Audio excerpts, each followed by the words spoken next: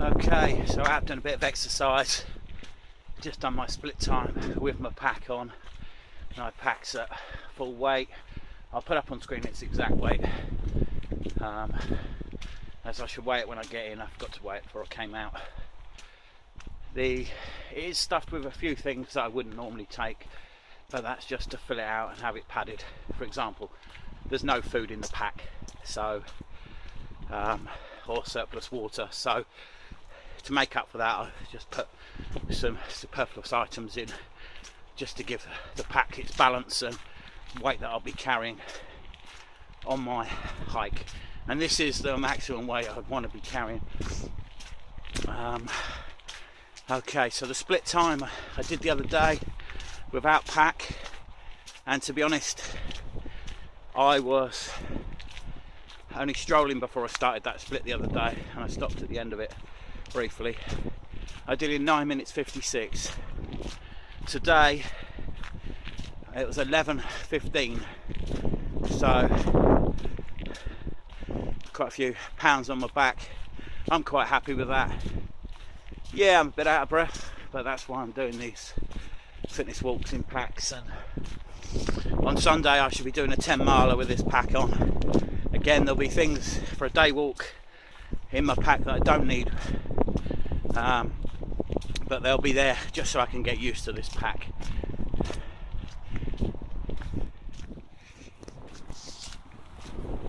So that little split time was an elevation of rise of 300 feet, and it was 0.6 miles, so that's a fairly good pace for that split. And I've just looked since I left home, and it has been nearly uphill all the way since I left home up onto this flat bit now. I'm averaging 2.4 miles per hour, which is, I'm happy with that. I like to do over 3, but I'm sure by the time I do get home, I should pause when I do a little break in a minute and then resume, but I'm anticipating it'll be 3 miles an hour once I do the downhill all the way home section. I've just started using an app called Endomondo, which I believe is something to do with Under Armour. It was recommended by Living My Life, and just as I finished filming that last little segment, it spoke to me and said, since I left home, my pace is actually, I've done 2 miles in 29 minutes, so that's a fair old pace. I've been doing 4 miles per hour basically, which yeah, that surprises me. There was a bit of flat at the beginning,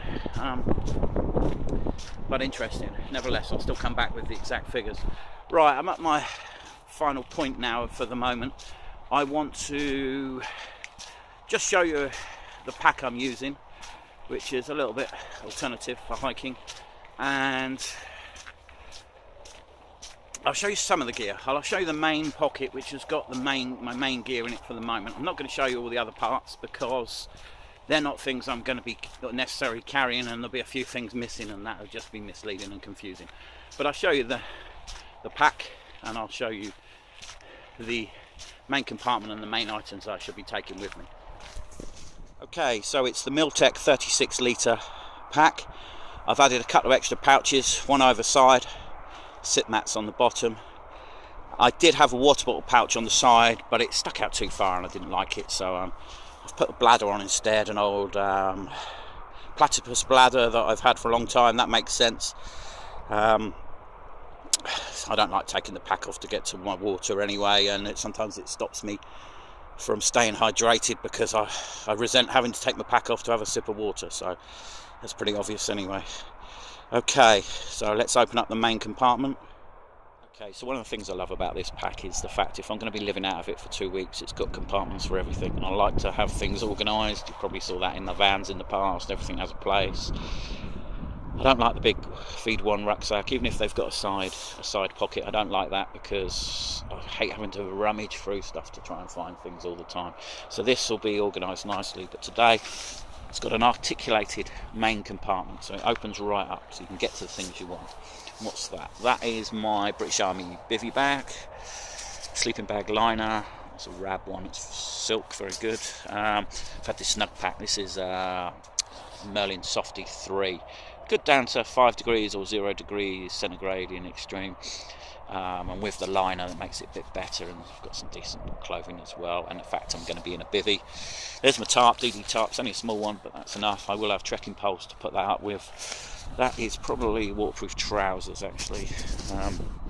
What's that there? That's my thermarest.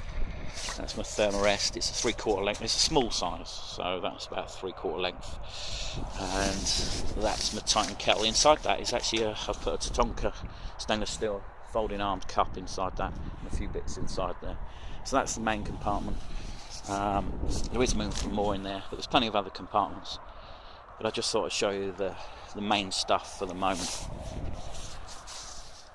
So also on the pack down here, I have a little reflective thing that actually comes off the side. When I need it, I'll put it on the back. I'll put it up here so that if I'm walking down a country lane and it's starting to get dark, that would help. And also this is a little flashing light. It's actually from Poundland. It's quite cheaply made, and it's a very brittle plastic, and although it clips onto the MOLLE really nice, again that can go up in the back, and it has lots of different flashing modes. I shall, there goes my pack, look after your pack. That has lots of different flashing modes. It just takes 1 or 2 little batteries, and that's ideal for temporary use.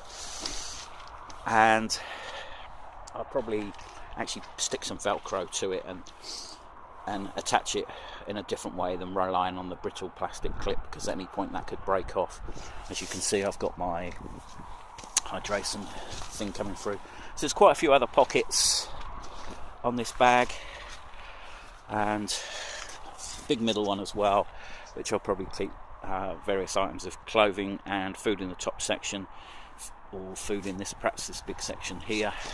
Toiletries, various bits in there. Side pockets have got their uses for cooking kits and stuff. I've got a torch on there, and I've got my binocular on the side at the moment.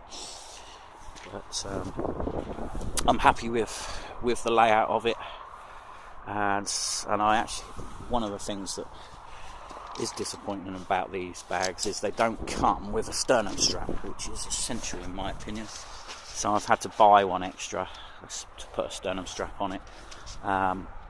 It does have a waist strap. It's not padded, but that doesn't really bother me. I'm padded enough as it is. So yeah, that's my pack. That's my first look at equipment. All my equipment will be reviewed during and after my walk. I'm not one of these people that like to, the postman arrives and quickly unbox something and then call it a review. To be fair, some people call them previews and some people do call them unboxings, but a lot of people review stuff the minute it's been delivered by the postman. Won't be doing that. This will be tried and tested properly out in the field. Anyway guys, so that's kind of the second part of talking about my preparation for the walk. The first part was about fitness ideas, and I'll update some fitness stats at the end of this video. This part was about equipment. I'll talk about a bit more equipment in the next one, when I shall be talking about my route and my logistics and how I will get food and water supplies, and you know exactly where I'm going to go. I haven't let on to where I'm going yet, but it will only be in southern England and the Downs and the Chilterns, and kind of no more than that. So although it's rolling countryside, it won't be too strenuous a journey. So it's quite noisy where I am at the moment, up on the North Downs Way, just the Dover section of it. I am going to head back now. I will put some stats on screen in a little while. Just all there is to say is thanks for watching, and subscribe if you want to see the rest of this journey. Fan life videos will return, as I've said many times. They'll return in a couple of months, but this is going to fill that gap. I'm so keen to get on with stuff at the moment that I really need to, I need to occupy myself, and preparing for this walk will get rid of most of February and getting fit and things like that. And then March will be a couple of weeks of serious walking, and then it'll be van time, which will be great. So anyway, cheers guys, thanks for watching.